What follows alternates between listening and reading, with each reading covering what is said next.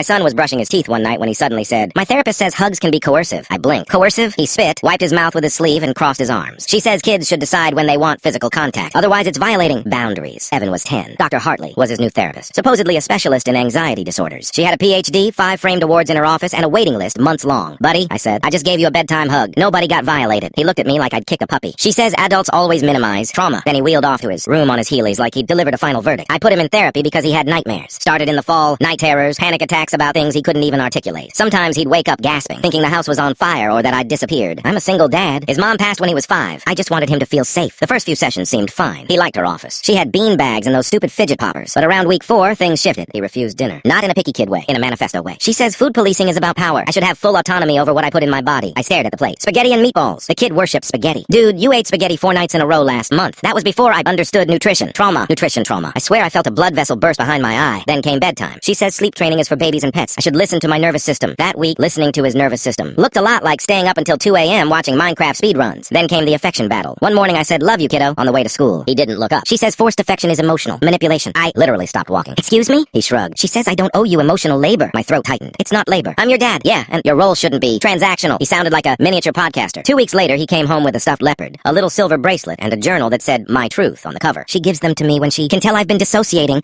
I've never wanted to burn a leopard plush toy in my life until that moment. I scheduled a meeting with Dr. Hartley. Sat in her office. She smelled like peppermint tea and smugness. "Evan needs to process his trauma," she said, legs crossed perfectly. "Single-parent homes often overlook emotional violations because they're overwhelmed." "What trauma?" I asked. "What violation?" She smiled in that therapist way where they know something you don't. "He'll tell you when he's safe." "Enough." "Safe enough?" I was his dad. I cut the crust off his sandwiches until he was 9. The next month, CPS showed up. 2 women, clipboards, tight buns, serious voices. "We've received allegations about your son, Evan." My whole body froze. "Allegations from who?" "That's confidential." They inspected everything. The fridge, my meds, my computer history, our family photos. They interviewed Evan alone in his room. I could hear everything through the door. "He invalidates my neurodivergence. He forces me to mask. He weaponizes loneliness." I felt sick. None of it was true. Not even close. After they left, I found Evan at the front door with a backpack. "What are you doing?" She says if environments become toxic, I can go live with her. She understands trauma survivors. Survivors. My kid couldn't even open the dishwasher without dropping a plate. What war had he survived? That night I called a lawyer. "Find out who this woman is." The report came back 4 days later. Dr. Hartley, real name. Jennifer Witt, formerly Jennifer Whitmore, had lost her therapy license in another state. Attachment transference grooming. Creating dependency. Blurring familial roles. Attempting to foster 2 former clients after encouraging them to claim emotional abuse at home. She lost custody of her own kids in the divorce. Husband got full custody. She moved states. Changed her name. Rebranded. Started again. Suddenly everything clicked. Evan wasn't her patient. He was auditioning for replacement son. I brought the file to CPS and the licensing board. She was removed within 48 hours. Evan cried for days. Then one night he finally asked, was I enough like her kids? I hugged him, with consent obviously, and said, "You're not supposed to be anyone's replacement. You're just supposed to be mine."